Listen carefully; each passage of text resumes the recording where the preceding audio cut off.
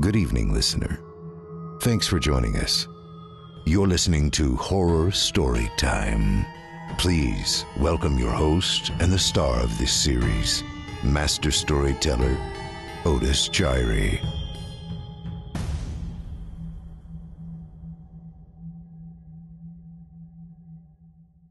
The CATACOMB by Peter Shilston. I'm retelling this story as it was told to me. Imagine, if you can, a coach making a tour of the island of Sicily in the middle of August, carrying a couple of dozen English package holidaymakers on the usual lightning inspection of places of interest.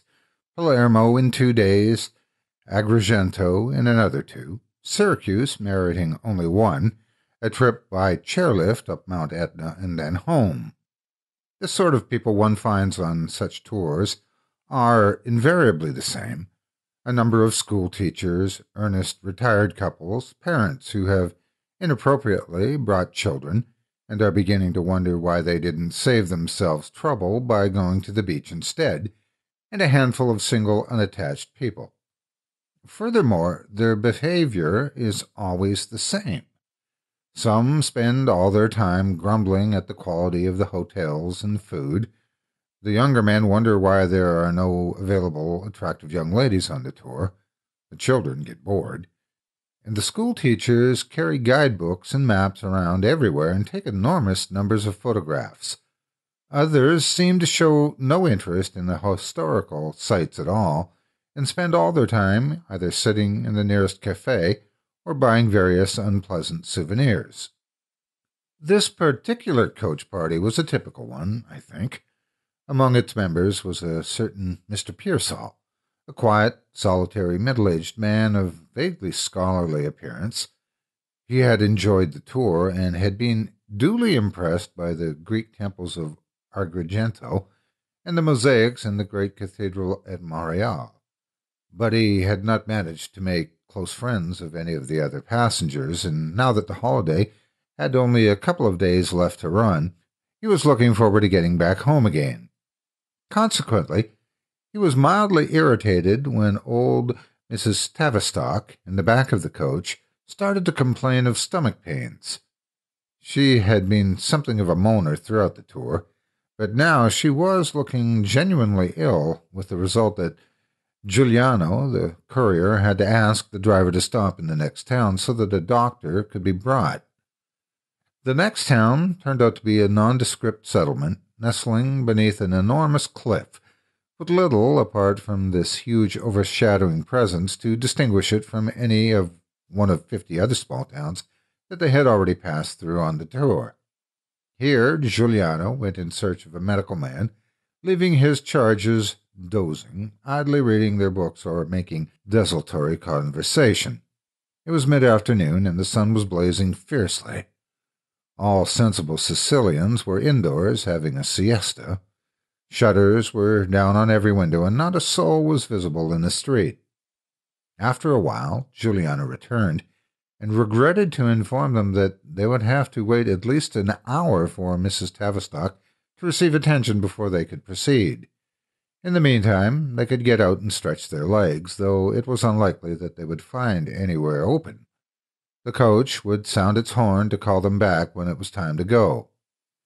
Here he engaged in an animated conversation in Italian with Umberto, the driver, who made many emphatic gestures, the upshot of which was some more unencouraging information. The local people, said Giuliano, kept themselves very much to themselves, and there were really no facilities for tourists at all. No coaches normally stopped there, and there was little point in trying to explore the town. Really, it had nothing to offer. He expressed his regret again, and had a few more words with Umberto. Mr. Pearsall's command of Italian was not great, but he seemed to detect the phrase, "Can't come to much harm if they're all together." Mr. Pearsall, however, did not intend to stay with the others as they stood around on the pavement in a pointless fashion. He had glimpsed a church down a side street as they drove into town. It had looked old and surprisingly large for such an insignificant place, and thought it might just be worth an exploratory visit. The harm Giuliano had mentioned, assuming he had understood him right, he took to mean thieves. They had been warned to be aware of bag snatchers in the major cities, but it was hardly likely that gangs of muggers would bother to patrol a town where no tourists ever stopped.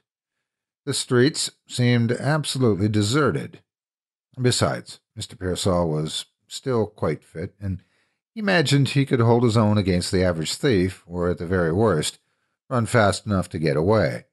So, taking his camera, he imparted his intended destination to a fellow passenger, who showed not the slightest inclination to accompany him, and set out at a brisk pace. The side streets of the town were very narrow, and ran steeply up the hill toward the great beating overhang of the cliff. Some of them had steps in them. Mr. Pearsall wondered how claustrophobic it would be to live beneath that great black shadow, and also speculated whether the town was ever damaged by rock falls. After a couple of turns into dead ends, he found himself in a little gravel-strewn square, as devoid of people as the rest of town, facing the church itself. A glance at the sun told him that he was approaching it from the west end. The southeastern corner of it almost touched the base of the cliff. Because it had exactly the same color and texture as the towering mass, the church gave the slightly disturbing impression of having been carved by the hand of a giant in a single piece out of the living rock. His first sensation, Mr. Pearsall tells us, was of great age and general dilapidation. The church looked far older than the Doric temples at Agrigento, and which he admired earlier in the week, though his intellect told him this could not possibly be the case. He supposed it must be a Norman building, though possibly on an older foundation, Arabic or even Roman. The style was typical enough, though rather ill-proportioned. 2 squat, heavy towers with hardly any windows, and those very small, and flanked a portico of 3 large pointed arches. What little decoration there had ever been was now barely discernible. There seemed at one time to have been fresco paintings inside the portico, but now the plaster was badly cracked, and in some places fallen away entirely. Only a dim few outlines of human figures, presumably saints, could be discovered. There was a large wooden door, decayed and worm-eaten, with panels carved in what had once been ornate abstract patterns. Moorish influence, said Mr. Pearsall to himself, and tried the door. It was locked. This was predictable under the circumstances, but still annoying. Mr. Pearsall retreated to the square to take a picture, and then looked at his watch. A mere 15 minutes had passed since he left the coach, and he still had plenty of time to kill. The day was hotter than ever, and if there was any shops in this God-forsaken place, they were resolutely shut. He decided to stroll round outside the church, for sheer lack of anything else to do. Besides, he would be in the shade for part of the walk, and it would be cooler. Without any great enthusiasm, he set out. He was a mild-tempered man, but if there was one thing that caused him irritation, it was suddenly finding himself with nothing whatsoever to do when he had expected to be occupied. Along the south side of the church, the shuttered houses ran so close that the street was more like a tunnel. He had not gone far when he noticed a small side door. It should cause us no great surprise that he tried to open it, and much to his gratification, found it was not locked. Surprised at his good fortune, and congratulating himself on his persistence, he went inside.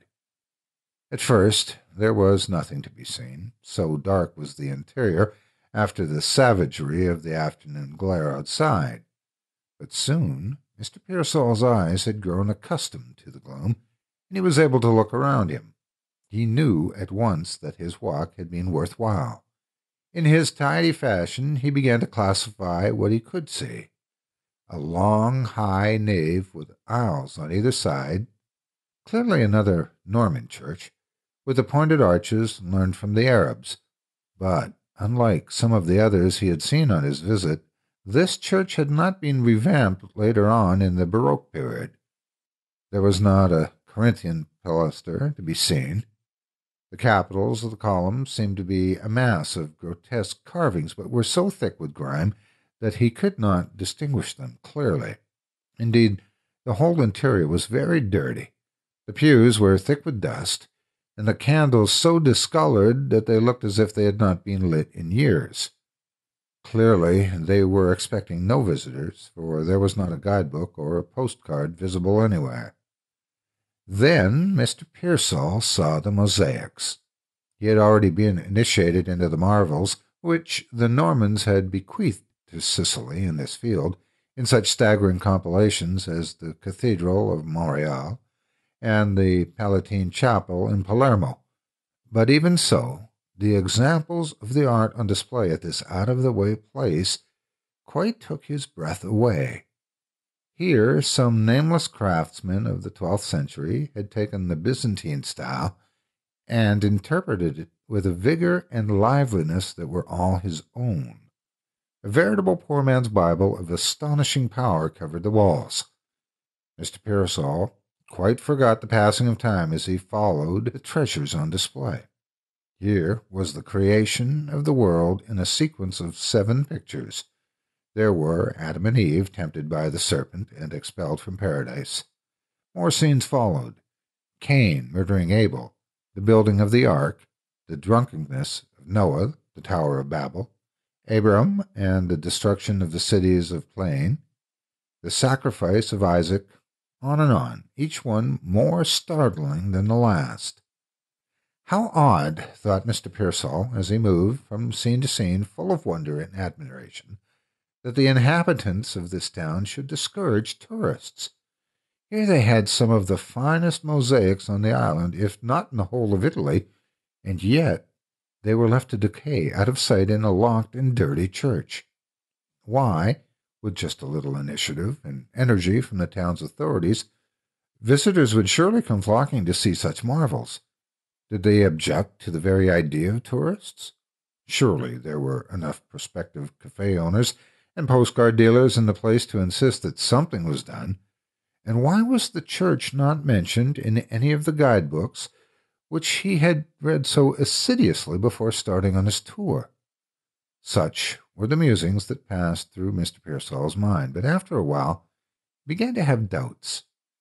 It became noticeable that, though the artist had great natural vigor, it was the portrayal of evil which called forth his finest efforts. The serpent in the Garden of Eden, for instance, was given a human face that bore a sinister and seductive leer.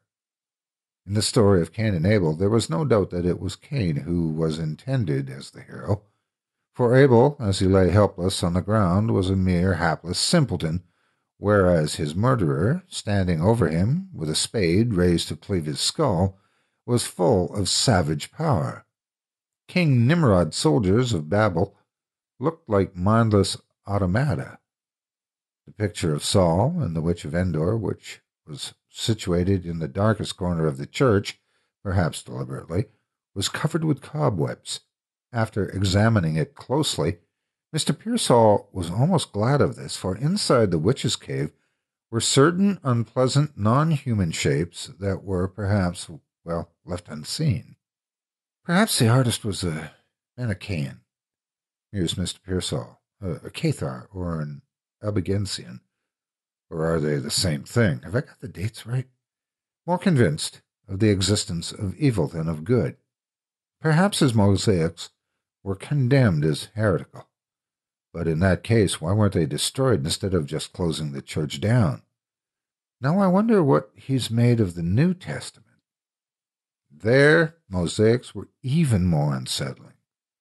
Mr. Pearsall could not find an Annunciation or even a Nativity, but there was a quite horribly realistic massacre of the innocents, in which a number of ingenious and disgusting means had been devised of slaughtering the children, while King Herod sat on his throne overlooking the carnage and laughed. The portrayal of Judas receiving his 30 pieces of silver from Caiaphas would have stood as one of the artistic masterpieces of all time, were it not so exceedingly unpleasant.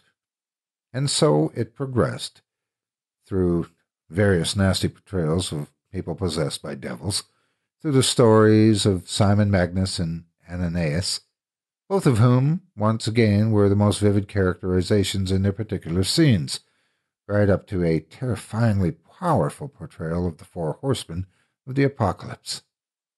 By this time, not only was Mr. Pearsall distinctly upset by the mosaics, but he was feeling increasingly ill at ease. At first, the church had been completely silent, but as time went on, it seemed full of little noises he could not locate. His footsteps echoed round and round in a long diminuendo, but they seemed to be answered by odd rustlings and creakings. No doubt these were the normal sounds of rodent life or of aged woodwork at the start of its death throes. But when, like Mr. Pearsall, one is alone in an ancient church in the middle of a strange town, where not a single human inhabitant is yet shown his face, and when, furthermore, one is surrounded by the most disturbing illustrations of biblical evil, such rational explanations carry distinctly less force.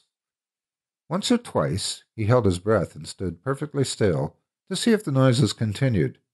Not only that, he also increasingly felt he was being watched. Probably it was only the faces in the mosaics that caused this, but on more than one occasion he thought he saw a movement right in the corner of his field of vision, and whirled around in alarm only to find nothing. Finally, he came to a Virgin Mary who was quite devoid of the usual serenity, but instead had the voluptuousness of a vampire. So appalling was her expression that he thought for a while she must be a portrayal of the scarlet whore of Babylon. But no, she had the posture and the usual clothing of the Virgin, and there in her arms was the Christ child, a hideous infant with an oily and sanctimonious grin, which put Mr. Pearsall in mind of a satiated appetite for something perverse. He shuddered and was filled with a sensation of such acute distaste that for a moment he forgot the noises. All this time he had avoided looking at the East End, intending to keep till last his viewing of what was always the glory of the Sicilian churches, the great figure of Christ in the apse above the altar.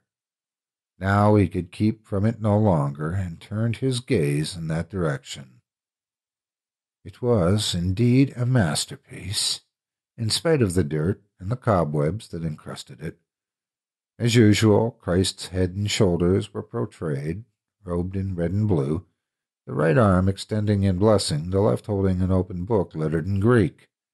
The treatment of the material by the unknown artist was marvelous, but the expression on Christ's face was uniquely horrible, a malignant sneer of contempt.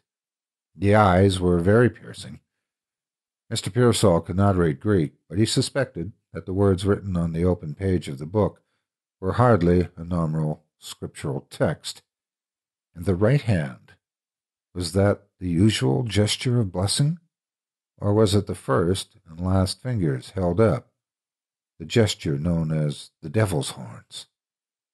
"This is a blasphemous church," said Mr. Pearsall to himself. "The mosaics may be very fine, but they are also very horrible. Some bishop, perhaps even the Pope, condemned them and had the church closed down. Even the townspeople don't like to talk about them because they are still a very religious people. They don't let tourists in. Just as well. These pictures are enough to give anyone nightmares. Well, I'm glad I've seen them, but it's not a pleasant place to visit on your own, and I can't say I'll be sorry to leave." He glanced at his watch and was almost relieved to find that his hour had practically expired. It gave him an excuse to leave without exploring the rest of the church. With a brisk walk that an unsympathetic observer might have thought perilously close to panic-stricken run, he turned away toward the south door by which he had entered. But now it was locked. For some time Mr. Pearsall struggled in quiet, futile fashion, shaking the door, twisting the iron ring this way and that, searching for a catch, but he was entirely unable to shift it.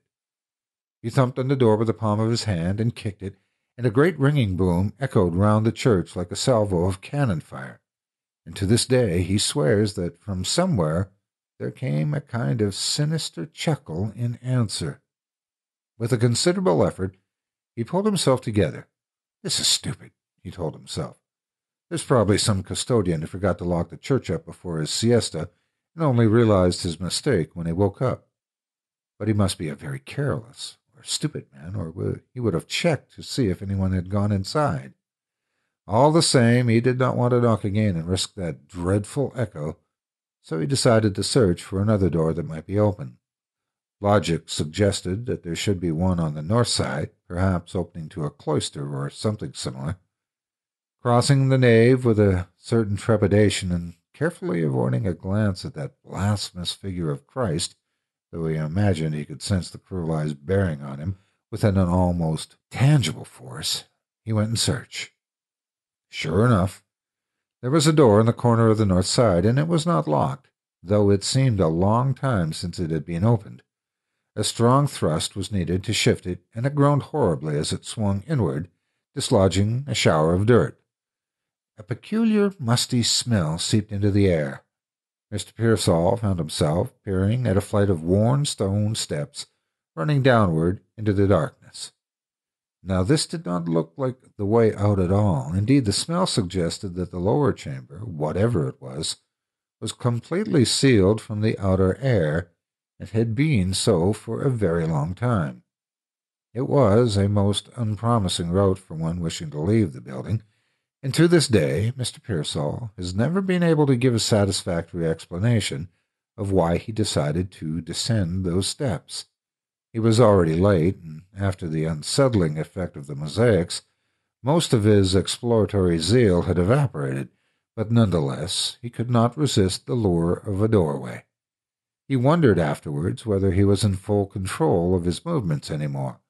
The whole place bore a distinctly sinister air, but still he had to push the door fully open and take his first tentative steps into the darkness. The stairs were long and curiously dank in spite of the dryness of the climate. Soon all trace of the light of the main body of the church, which had itself seemed so gloomy when he first had entered, had been lost, and he was obliged to take his cigarette lighter from his pocket and proceed by its flickering illumination. He turned a corner beneath a glowing archway of uncut stone, descended a ramp, and gasped at what he saw. It was a catacomb. A long corridor opened before him, with side passages running from it. Perhaps the whole area beneath the nave was covered, and it was inhabited. A long line doubled of human forms stood along each passage. All ages and classes had their representatives here. Men and women and infants, monks and warriors, learned scholars and ladies of fashion. They were dressed in clothes that must once have been their finest, furs and silks and embroidered gowns, now sadly moldering and decayed, but bearing still a glimmer of their former glories. And they had faces, for clearly much ingenuity had been expended to preserve the bodies, though with mixed degrees of success. There was a girl-child whose clothing looked at least 200 years old, but who, from her skin and hair, might just have fallen asleep. But beyond her, a man in priestly robes had lost his nose and his cheeks, and his eyes had decayed to blank, milky globules. And further on, the soldier in the chased steel breastplate, who was perhaps a mercenary from the Renaissance period, had lost his flesh entirely, and now grinned mindlessly with a naked skull. Poor Mr. Pearsall! The effect would have been quite nasty enough under bright electric lights and surrounded by his fellow tourists, but here, on his own, locked in, and after already being alarmed and upset by those hideous mosaics, and furthermore with just a single weak flame to protect him from the darkness, the shock was overwhelming. Quite why did he not turn and bolt, he has never managed to explain. He takes refuge in mysterious talk of feeling a call, which dragged him onwards. Certainly it is irrefutable that he walked on down the passage, through the grisly ranks of the dead, horror mounting within him, but quite unable to save himself. All the bodies had been there a very long time. Mr. Pearsall's knowledge of the history of costume was not great, but he was fairly certain that none of the garments worn could be placed any later than the middle 18th century, and the majority seemed to be medieval. What was left of his rational mind told him that similar catacombs were not unknown elsewhere, but such a piece of information seemed extraordinarily useless. As he walked onward, he appeared to be moving back steadily in time toward the very Middle Ages. Very few of the faces had any flesh on them by this time. Some were left almost naked, their clothing in flimsy rags, and others had simply fallen and lay in heaps on the floor. But still he had to go onward until he reached the end. He had lost all sense of direction by now, but suspected he was moving beneath the altar, beneath the Christ of the devil's horns, blessings, and the malevolent glance. And here was the center of this labyrinth of death, a great throne of gilded wood, much rotted, where sat a body clad in this gorgeous robes and mitre of a bishop. This much Mr. Pearsall took in at a distance, but as he drew near, he would not look at the figure directly. He tried to force his eyes to look only at the slippers. He was sure he would lose his reason if he looked higher, but he could not fight as a force stronger than his mind raised his head gradually higher. The gold-embroidered coat, the skeletal hands with the episcopal ring loosely enclosing a bony finger, the crozier propped up in the other hand, the bones of the face bare of all flesh, the grinning yellow teeth, the eyes, not decayed at all, but alive, piercing, glaring. My God, the same eyes as Christ in the mosaic. The lighter fell from Mr. Pearsall's nerveless grasp, and he plunged into darkness. It was a lighter of cylindrical shape, and he had heard it roll away, tinkling, out of his reach. For a few seconds he scrabbled uselessly on the floor for it, then realized how pointless such a search was. He would have to find his way out in total darkness. How far was it? How many turns had he taken? He waved his arms in front and to either side, walked a few paces, touched stone, turned, walked more until he met another obstacle, turned again. It was at this stage that he began to hear noises again, a horrible, dry rustling which he would have loved to think was a rat. It came from behind him. He moved quicker and walked slap into one of the bodies. His face buried itself into the rotting fabric, and he felt the lifeless arms slump across his shoulders. His nerves snapped entirely, and he screamed. A muffled noise, quickly extinguished. He ran at random, hitting another body, and ran again and struck another. Corpses were collapsing all around him, but still there was a rustling and a padding and a dry, gravelly cackling behind him, and it, too, was moving, not fast, but soon it would reach him if he could not find the stairs. He fell and cut his hands and screamed again, but not from pain. He lost count of how many times he smashed into obstacles until, bruised and bleeding, he could go no further, and cowered back against the stone wall. The rustling was quite close now. Light. He must have light. He had lost his cigarette lighter. He had no matches. Frantically, his hand searched his pockets for a miracle. Of course, he had flash cubes for his camera. With trembling fingers, he pulled one out and fiddled for what seemed an eternity to fit it into place. He pressed the shutter button, and nothing happened. A dud. He turned it around and tried once more. Still nothing. The rustling was only inches away. Think, man, think! He had forgotten to wind on the film, so of course nothing would happen. Pull round the winding lever and try again. Just time. In the blinding, instantaneous moment he saw, not more than a yard from his face, the golden robe, the mitre, the skull, and the eyes, the terrible eyes. He must have fainted. When he awoke, it was bright daylight, and he was lying on the back seat of the coach. Giuliano was leaning over him. The courier had been told where Mr. Pearsall had gone, and when he failed to return on time, Giuliano and Umberto had gone to the church to find him. Entering by the south door, which they emphatically denied was locked, they heard his screams from the crypt and saw the flash. They found him without much difficulty. He was within yards of the steps. Giuliano was more relieved than anyone, but he chided Mr. Pearsall for disturbing the bodies in the catacomb. Banging into them in the dark was careless and destructive, but as for deliberately dragging one body all the way from its resting place, and it being the body of a bishop, too, Mr. Pearsall did not have the strength to argue. Hi, Otis Gyrie here. Thanks for joining me around the digital campfire today. Your support means everything to me. I wanted to take a moment to ask you to support me and help me make storytelling my career by joining the Chilling Tales for Dark Nights members area. There are links in the video description below. If you love what I do, help me make this my full-time job by signing up for any membership of your choice.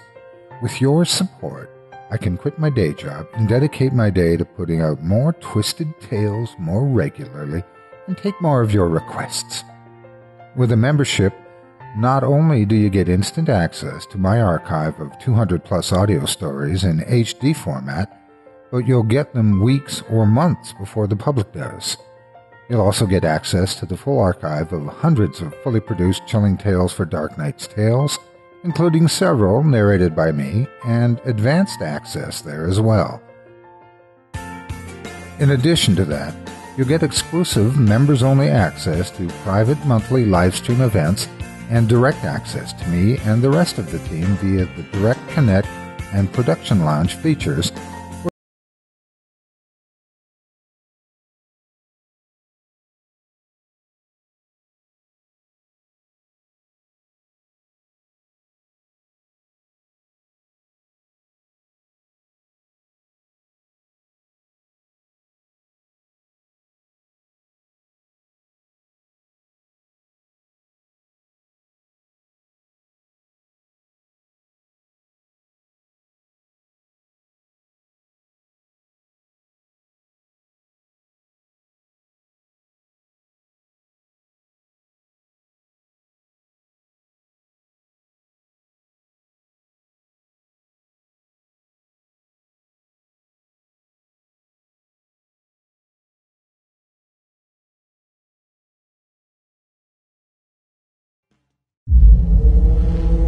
Chilling Tales for Dark Nights.